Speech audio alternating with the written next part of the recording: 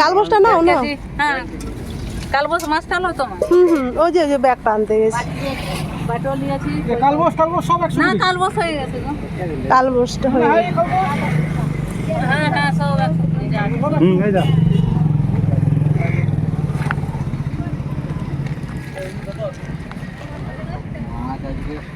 আজকে প্রচুর মাছ না, এখন রোজ সকালে মাছ তো পাওয়া যাচ্ছে। সেখানেও দেখলাম মোহনপুরের ব্রিজের উপরেও অনেক মাছ দেখলাম।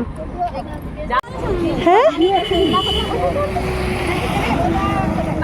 আরে বাস,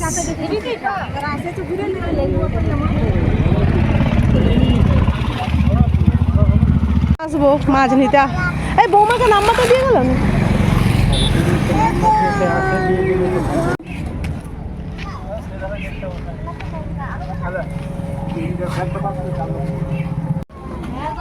দিদি শুনলো না, এতগুলো মাছ দিল, কিছুতেই শুনলো না, সে খেতে দিল।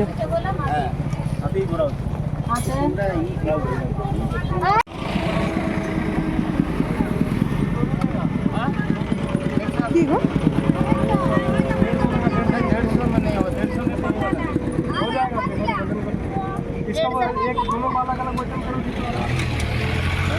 এটা আমার বাড়ির কাছে। তুমি একটা ছানি জাল লিবা, চিত্র তুমি একটা জাল লিব তো। এই যে আমার বর সবকে চেনে। এখানে কি মাছ পড়ছে দিদি? ও কি মাছ পড়ছে গো? ও আমি এই তো মোহনপুরের ওখান থেকে মাছ একটা কালবোস আর বাটা নিয়ে আসতেছি। বাটা কিছু খেতে দিলে একজন ও বাহ, এই যে বৃষ্টিটা হচ্ছে 1 কিলো 5 কেজি 10 কেজি 12 কেজি করে একটা সুনিয়ার ট্যাংরা, এই ট্যাংরাগুলো এত ও ট্যাংরা। আজকে ট্যাংরা পড়েছে? আজ তো পড়ে না, রাত করে পড়ে না। ট্যাংরা যে কতদিন খাইনি। একটা ট্যাংরা হলে দুজন খাওয়া হবে। বাবা সে সোনা ট্যাংরা, এই রকম বাহ।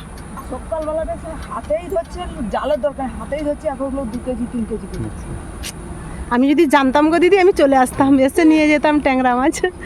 এইখান থেকে নয়েল নিচে 3.5 কেজি কি ট্যাংরা মাছ? হ্যাঁ এইবারে কিন্তু বৃষ্টি হলে চলে আসবো।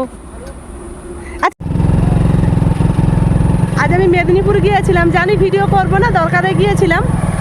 আসার পথে দেখি মোহনপুরে এত মাছ, ভিডিও একটু করলাম। তারপরে দেখি বাড়ির কাছেই এখানে খাল আছে, এইখানেই আবার মাছ ধরছে, সবাই বিক্রি করছে। যাওয়ার সময় দেখে গেছিলাম, অনেকে ওকে বলছি জানো মাছ ধরছে সবাই। চলুন গিয়ে সব মাছগুলো বাছতে হবে, দেখে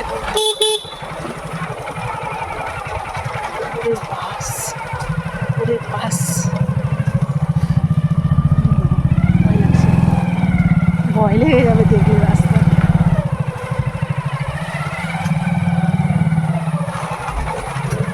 শুকনো আছে তাও যাওয়া যাচ্ছে, কিন্তু যখন বৃষ্টি হবে কি করে যাতায়াত করবে মানুষ। মাছ নিয়ে এসেছি, দিদিমণি জানেনি, দিদিমণিকে ডেকে দেখাই, তারপর তার রিয়াকশানটা দেখবেন। প্রথমেই বলবে কে খাবে মাছ। দিদিমণি আসো, দেখো তো আমি যেটা মনে করিনি ঘরে মাছ পড়ে আছে। বন্ধুরা আমি কি বলেছিলাম যে প্রথমের কথাটা এটাই বলবে কি হবে মাছ। হ্যাঁ তো আগের দিনের 2টা পেটি পড়ে আছে, আবার কালকে ভিডিও হচ্ছে কিন্তু 3টা চাকা পড়ে আছে। কে খাবে মাছ? শুনো, সে মদন দার ঘরে দিদি কিছুতেই শুনেনি, সে মানে 500-600 মাছ আমাকে এমনি দিল। আমি তুমি গেলেনি কেন বলো আমাদের অনুষ্ঠানে? গলা ফুলে ঢোল, জ্বর হয়েছিল, সেই জন্য তো আসতে পারেনি। সে বলছে তুমি যেদিন ডাকবো এবার আমরা যাবো। আমি আচ্ছা ঠিক আছে, রাস্তা ঠিক হোক। দেখো তো কি মাছ আনছি, আগে খুলে দেখছি বলো। রুই মাছ কি? রুই মাছ নয়, কালবোস তোমার জন্য। একটা মাছ খেয়ে দিয়ে কালকে একটু মুড়াটা দিচ্ছি, তাও সারাদিন তুলবে, আমার দরকার নেই মাছ। এই যে দেখুন আমাদের কংসাবতীর মাছ নিয়ে এসছি। এইগুলা তো খেতে দিল একজন দিদি, আমি প্রত্যেক বছর মাছ কিনতে যাই। আর এই যে কালবোস কত বড় দেখুন।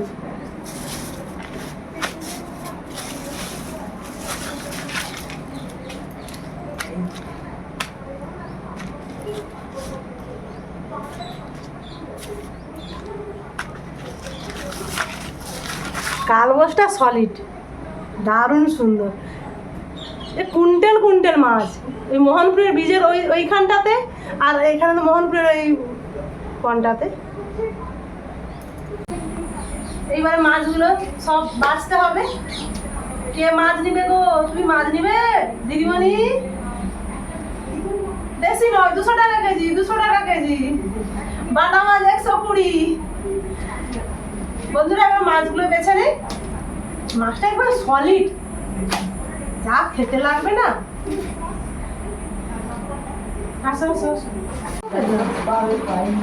500 পেয়ে যেতাম। আরে আমাকে এগুলো পিমড়া কামড়ে দেখো, খুলে গেছে। পিমড়া কামড়ানোর জায়গা পাইনি, ঠোঁটে কামড়াই।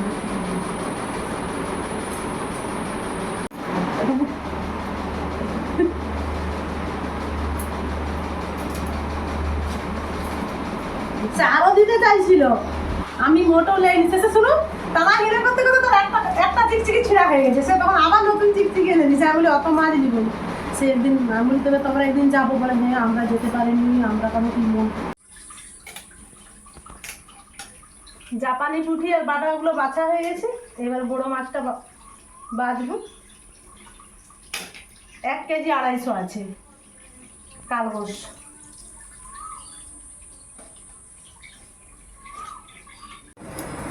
এবারে মাছটা, বড় মাছটা কেটে নিই। পারবো তো?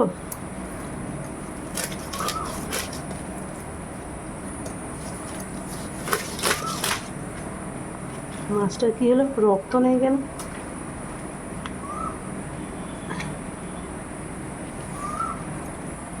নদীর মাছ কি ঝলসা হয়ে গেল?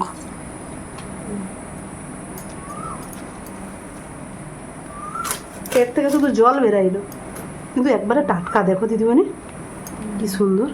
ওরকম করে দেবে, পাঁচটা আরেকটা কাটো, আরেকটা করে লো। এবারে এবারে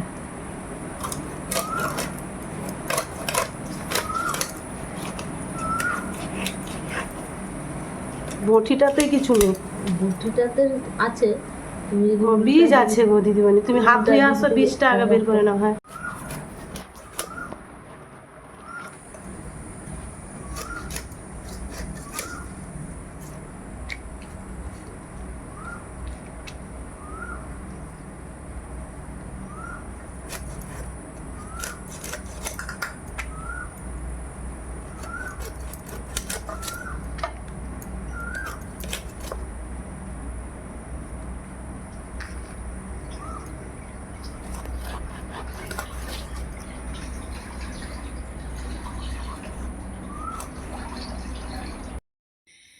দেখুন মাছের ফুলকোটা কেমন লাল টকটক করছে। একবারে জ্যান্ত তরতাজা মাছ। সেই ধরে নিয়ে এসে বসছে, তারপর আমি নিলাম। অনেক মাছ। এইবারে বর্ষাকাল আসছে, প্রচুর মাছ পাওয়া যাবে ওইখানে। আর ওই দিদিটা আমাকে মাছ দিল। ওই মাছ আমি ওখানে প্রায় এখন মাছ আনতে যাই। বর্ষাকাল হলে অনেক মাছ পড়ে, যেতে যেতেই পরিচয়। আর চলুন সব মাছগুলো ধুয়ে নিয়ে আসি। সব মাছ ধুয়ে নিয়ে চলে এসেছি। এখন বিকেল 5টা বাজে। আর আমাদের তো রাতে ওরা ভাই বোন কেউ মাছ খায় না, আর আমিও খাবো না। কালকে রান্না হবে। আজকে এই যে জলটা ঝরে গেলে লবণ আর হলুদ মাখিয়ে ফ্রিজে রেখে দেবো। চলুন আবার কালকে দেখা হবে।